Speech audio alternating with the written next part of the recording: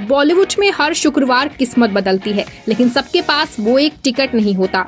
एक तरफ वो बच्चे जो कैमरे के साथ पैदा होते हैं, स्टार किड्स, और दूसरी तरफ वो चेहरे जो ऑडियंस के बाहर लाइन में खड़े होते हैं, स्ट्रगलर्स। सवाल ये नहीं है कि कौन अच्छा है, सवाल ये है कि किसे बराबरी का मौका मिलता है।